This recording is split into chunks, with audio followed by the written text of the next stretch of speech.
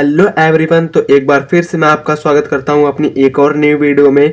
तो ये जो वीडियो है क्लास 10th के बच्चों के लिए काफ़ी इम्पोर्टेंट होने वाली है। तो आज की इस वीडियो में हम पढ़ने वाले हैं वैश्वीकरण और भारतीय अर्थव्यवस्था।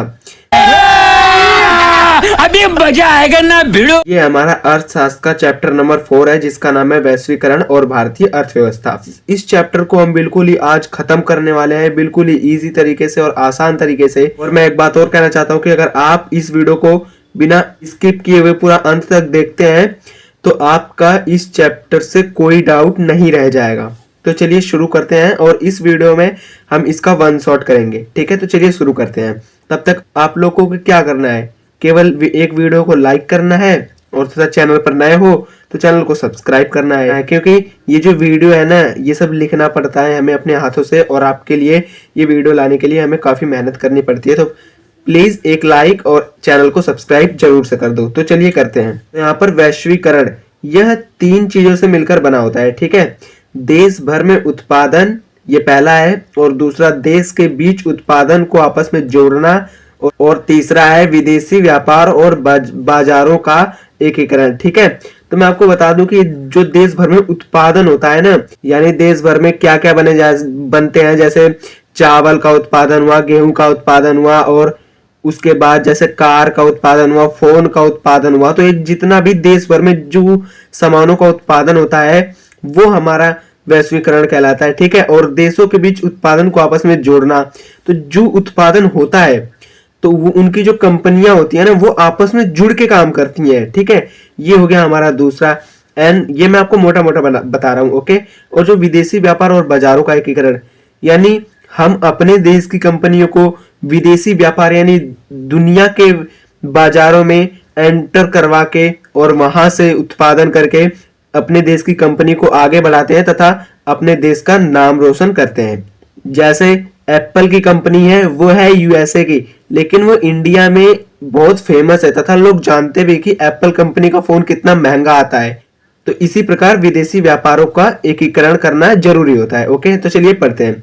देश भर में उत्पादन एक बहुराष्ट्रीय निगम वह है जो एक से अधिक देशों में उत्पादन का स्वामित्व या नियंत्रण करता है। ठीक है, तो मैं आपको बता दूं जो बहुराष्ट्रीय निगम होता है ये बड़ी से बड़ी कंपनियां होती हैं, ठीक, एमएनसी होती हैं। ठीक है, ये पूरे देश भर में जो उत्पादन होता है वो उन पे नियंत्रण रखता है, उनका स्वामित्व होता है। जैसे इस टाइम हमारे देश में जो पॉपुलर हो रहा है, जो ब्रांड बनना है, जैसे टाटा का लोहा है वो ब्रांड बनना है, इस टाइम में वो ब्रांड है। ओके, तो उसी प्रकार जो देश भर में टाटा अपना उत्पादन करता है, जैसे टाटा का नमक हुआ, टाटा की कार हुई, टाटा की मैजिक हुई। ठीक है, तो उसी प्रकार टाटा का लोहा हुआ और टाटा की बड़ी से बड़ी कंपनियां हैं। ठीक है, तो उस कंपनियों का जो स्वामित्व है वो टाटा के हाथ में है।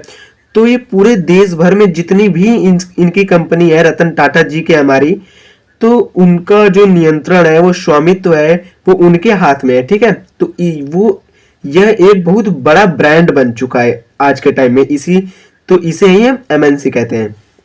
तो यहाँ पर चलिए हम आगे पढ़ते हैं। तो यहाँ पर एमएनसी की फुल फॉर्म जो होती है वो होती है मल्टीनेशनल कंपनी। ठीक है, यानी जो एक देश में बहुत सारी कंपनियां जो मिल के आपस में काम करती है। जैसे मान लिया मैंने टाटा का आपका एग्जाम्पल लिया था, तो टाटा में नमक हो गया, टाटा का लोहा हो गया, टाटा का कार ब्रांड हो गया। ठीक है, तो ये सब आपस में मिल के कार्य करते हैं। ओके, तो इसे ही हम कहते हैं एमएनसी यानी मल्टीनेशनल कंपनी। ठीक है, दूर देशों के बीच संचार का जो मुख्य साधन है ना वो व्यापार है। ठीक है, यानी पुराने टाइम में जो लोग आपस में दूर जो एक देश से दूसरे देश जाते थे और बहुत ज्यादा टाइम भी लगता था जाने में तथा वो समुद्री मार्ग से जाते थे, तो उनके बीच का जो संचार का जो मुख्य साधन होता था वो व्यापार होता था। वो लोग क्या करने जाते थे, व्यापार करने ही तो जाते थे। तो ये था हमारा देश भर में उत्पादन के लिए। ठीक है, तो हम चलिए अब आगे पढ़ते हैं। हमारा है देशों के बीच उत्पादन को आपस में जोड़ना। ओके, इन्हें जोड़ने का जो कार्य वो एमएनसी करती है। जैसे मैंने आपको एग्जांपल दिया था टाटा का, तो टाटा का जो नमक हो गया, टाटा का जो लोहा हो गया, टाटा की जो कार ब्रांड हो गई, तो ये सब जो है आपस में जोड़ता है। ठीक है, टाटा ब्रांड है तो एमएनसी है, तो ये सब आपस में मिलकर काम करते हैं। ठीक है, अगर नमक वाली कंपनी को अगर घाटा हुआ, ठीक है, तो वो भी टाटा के पास जाएगा। अगर लोहा वाली कंपनी को ज्यादा फायदा हुआ तो वो भी टाटा के पास ही जाएगा। ओके, तो चलिए हम आगे पढ़ते हैं। आई होप कि आपको एमएनसी समझ में आ गई होगी।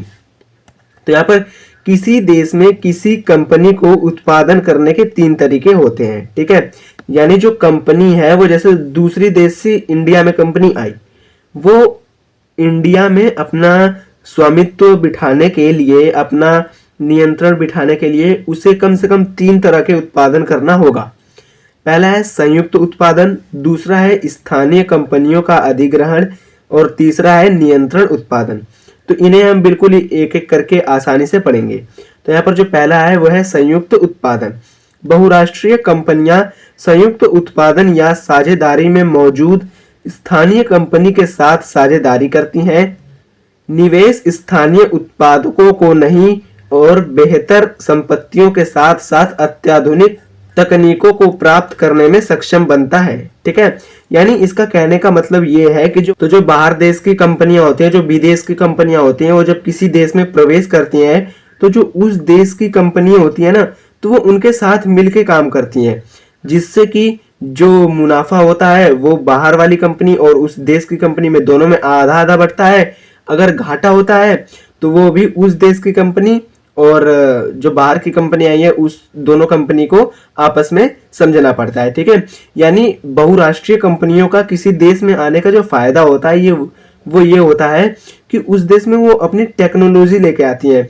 वो बताती हैं कि आप इस काम को इस तरीके से भी कर सकते हैं, ठीक है। इसका एक सिंपल सा एग्जांपल है, वो है मैं आपको हीरो होंडा की कंपनी का बताता हूँ, ठीक है।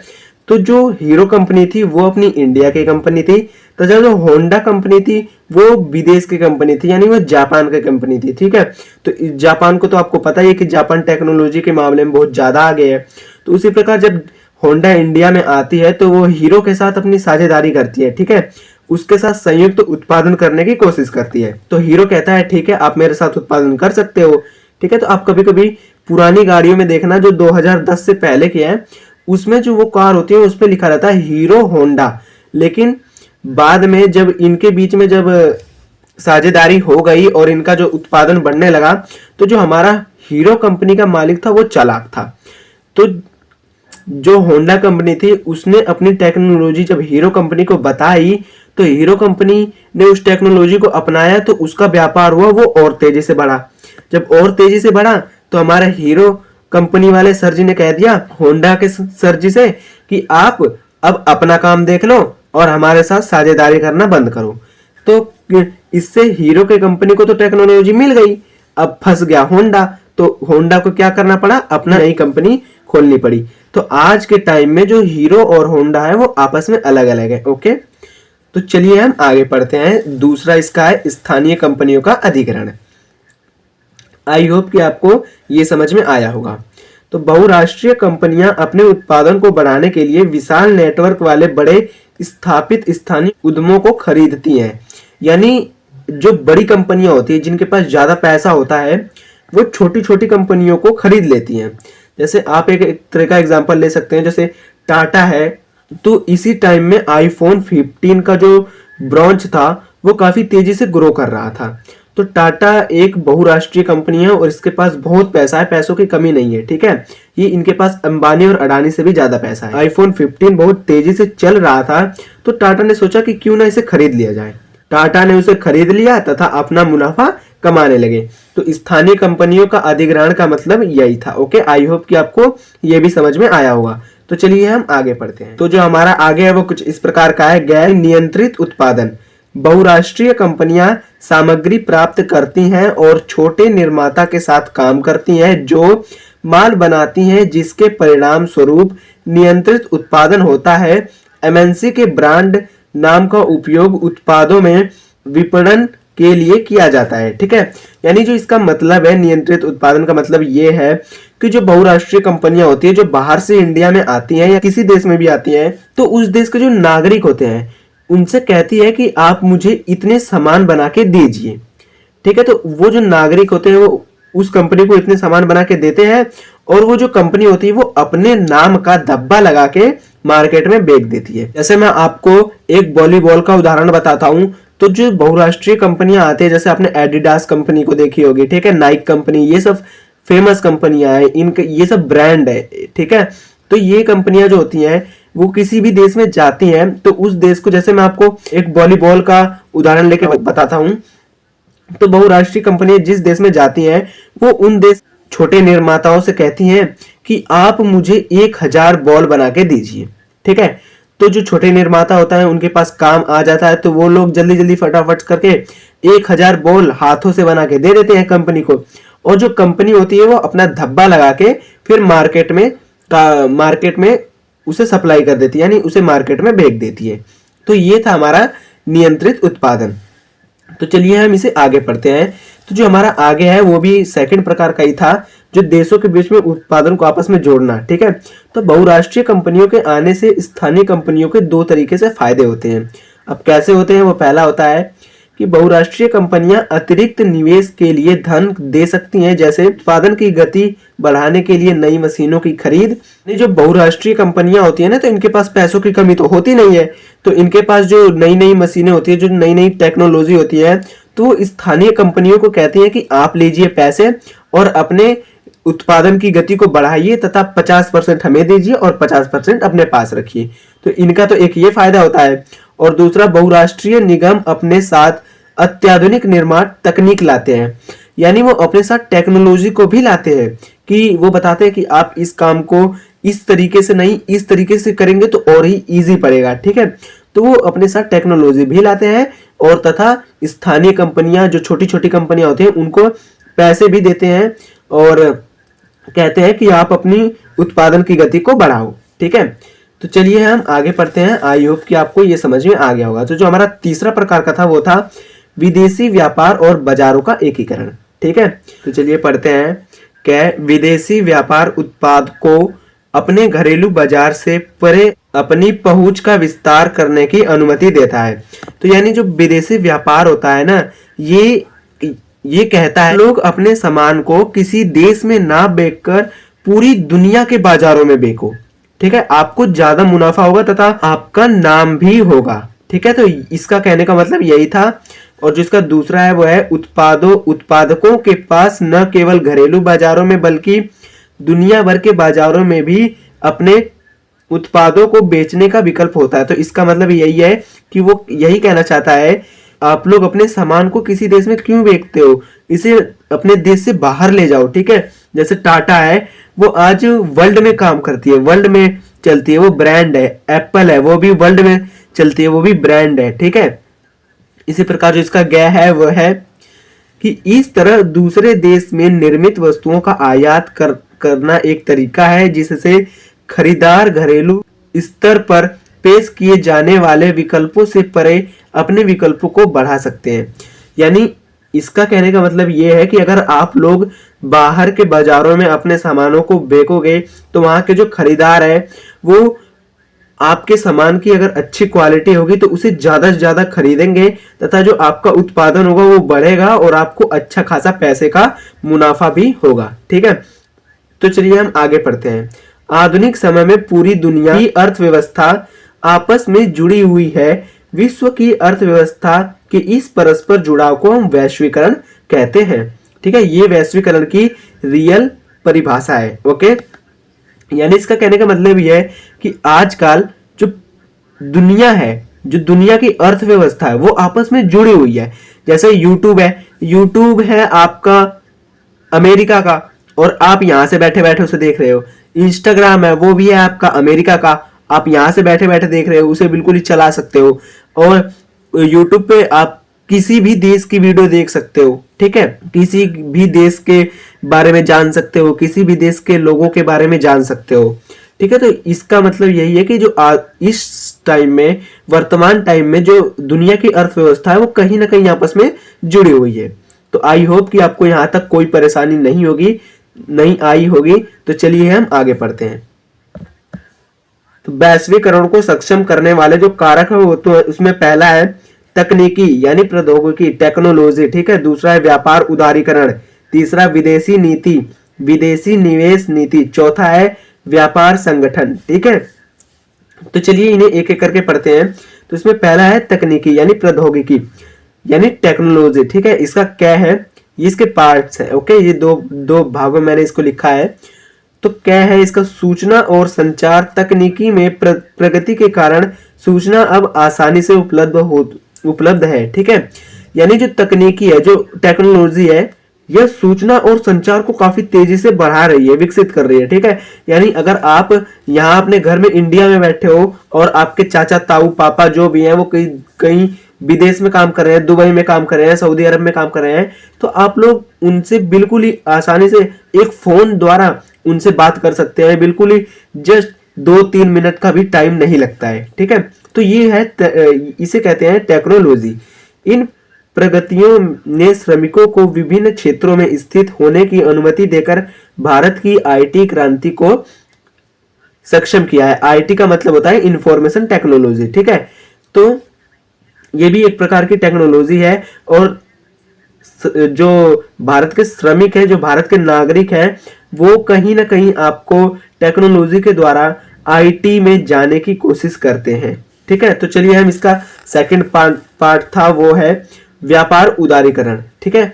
तो व्यापार उदारीकरण ये 1991 में भारत में व्यापार उदारीकरण आया था, क्योंकि जो हमारे देश को गुलाम बनाया गया था वो भी एक व्यापार के चलते ही बनाया गया था, क्योंकि अंग्रेज बाहर से इंडिया में आए थे तथा उन्होंने अपना राजस्व स्थापित कर लिया था।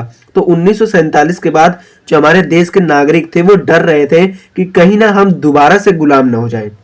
जो उस टाइम कंपनियां थी वो एक देश से दूसरे देश में जा रही थी, तो इसीलिए वो सोचते हैं कि कहीं ना हम दोबारा से गुलाम बन जाए, इसीलिए वो दूसरे कंपनी को अपने देश में आने नहीं दे रही थी। इसीलिए तो उसके बाद उन्होंने सोचा, भारत की सरकार ने सोचा कि अगर कंपनी हमारे देश में नहीं आएंगी तो हमारा जो देश है वो विकसित नहीं हो पाएगा और हम ऐसे ही रह जाएंगे, ठीक है। तो व्यापार उदारीकरण का मतलब है विदेशी कंपनियों की बाधाओं को पूर्ण रूप से हटा देना, उदारीकरण कहलाता है।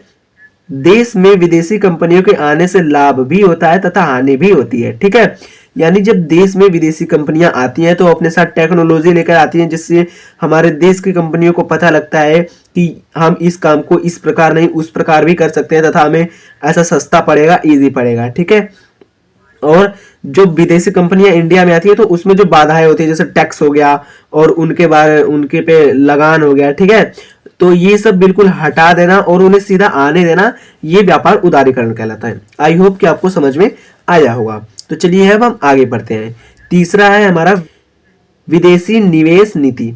एक विदेशी उद्यम में एक कंपनी की काफी निवेश और निवेश को विदेशी प्रत्यक्ष निवेश के रूप में जाना जाता है। जब विदेशी कंपनी किसी देश में जाती है तो वहां वह अपना नाम कमाने के लिए जाती हैं।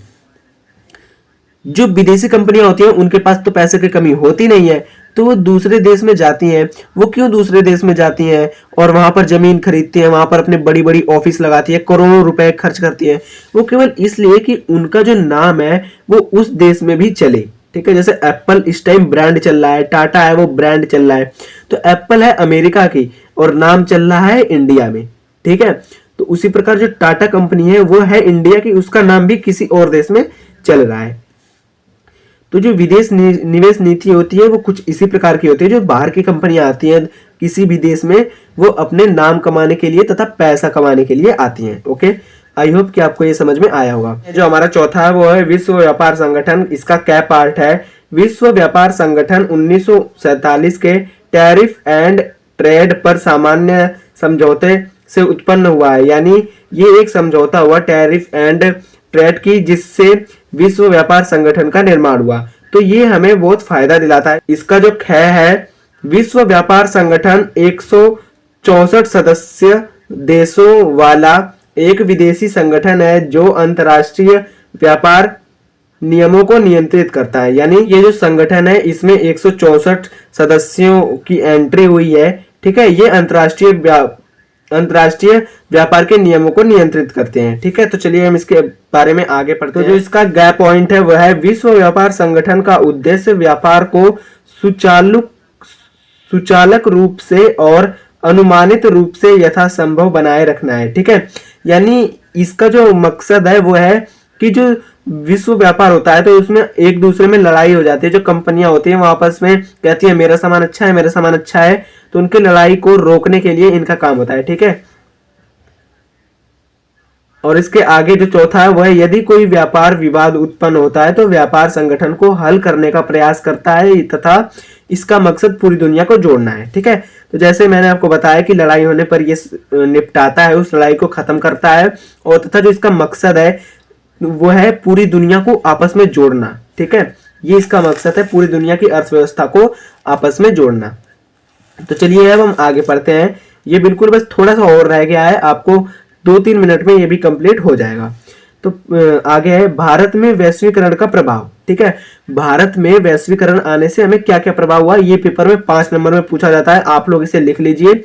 और ये जो 5 पॉइंट है, यही 5 पॉइंट आपको पेपर में लिख के चले आने हैं, और एग्जामिनर आपके 1 नंबर भी, आधे नंबर भी नहीं काट सकता। ठीक है, तो जिसका पहला पॉइंट है वह है प्रारंभ में बहुराष्ट्रीय कंपनियों ने 20 वर्षों के दौरान भारत में अपने निवेश का विस्तार किया है। यह दर्शाता है कि भारत में निवेश लाभदायक साबित हुआ है। ठीक है, ये इसका पहला पॉइंट है, यानी जो बहुराष्ट्रीय कंपनियां थी वो हमारे देश में 20 वर्ष पहले जो आई थी, उन्होंने काफी अपनी अच्छी टेक्नोलॉजी लेकर आई थी, जिससे हमारा देश है वो आगे बढ़ा। ओके, तो हमारा इसके जो आगे है वो है बहुराष्ट्रीय कंपनियों ने शहरी उद्योगों जैसे सेल फैन, ऑटो इलेक्ट्रॉनिक्स, शीतल पेय, फास्ट फूड और बेकिंग में रुचि दिखाई। यानी जो बहुराष्ट्रीय कंपनियां थी ये अपने देश के सामान को इंडिया में लेकर आई और यहाँ पर उन्हें बनाया तथा लोगों में बेचा। जो फास्ट फूड है, जो चाउमीन है, बर्गर है, ये सब अपने इंडिया में तो उगता है नहीं, तो ये जो है ये बाहर का है। ठीक है, तो इसे बहुराष्ट्रीय कंपनियों ने अपने साथ लेकर आई थी। और जो बैंकिंग है ना, ये भी पहले नहीं हुआ करती थी, अब इस टाइम होती है, इसे भी बहुराष्ट्रीय कंपनियों ने ही हमें दिया है। ठीक है, तो इसके आगे है, बस ये खत्म हो गया। उन्होंने आधुनिक तकनीकों और उत्पादन विधि में निवेश करके अपने उत्पादन मानकों को बढ़ाया। ठीक है, तो जो बहुराष्ट्रीय कंपनियां होती हैं वो किसी देश में जाती हैं तो वहाँ की जो स्थानीय कंपनियां होती हैं उन्हें कहती हैं कि हम आपको पैसे दे रहे हैं, आप इन मशीनों को लगाइए तथा अपने उत्पादन में बढ़ोतरी करिए तथा 50% खुद रखिए और 50% हमें दीजिए। ठीक है, और इसका चौथा पॉइंट है वह है अंतर्राष्ट्रीय उद्यमों के साथ सफल संबंधों से कुछ लोगों को लाभ हुआ। यानी जब ये आई तो रोजगार बढ़ा, क्योंकि ज्यादा मशीनें लगेंगी तो रोजगार भी बढ़ेगा। ठीक है, तो इनसे भी हमारी जो देश की कंपनियां हैं उन्हें काफी लाभ हुआ। भारत में वैश्वीकरण से भारत के लोगों को रोजगार मिलता है तथा कच्चे माल की बिक्री से स्थानीय कंपनी को भी लाभ होता है। दूसरा, बढ़ी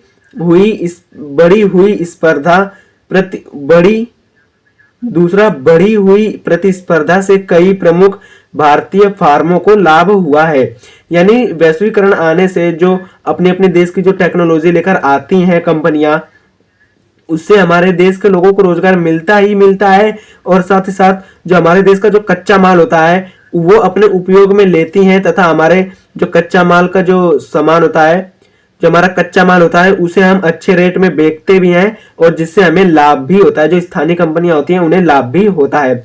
और दूसरी बात, जो प्रतिस्पर्धा होती है वो भी काफी, जो प्रतिस्पर्धा होती है उससे भी कई भारतीय फार्मों को लाभ होता है, क्योंकि जो प्रतिस्पर्धा जो देश की कंपनी आती है दूसरे देश की, वो क्वालिटी देखती है। ठीक है, तो जिसकी क्वालिटी अच्छी होती है उसे लेती है, जिससे हमारे देश के फार्मों को लाभ होता है।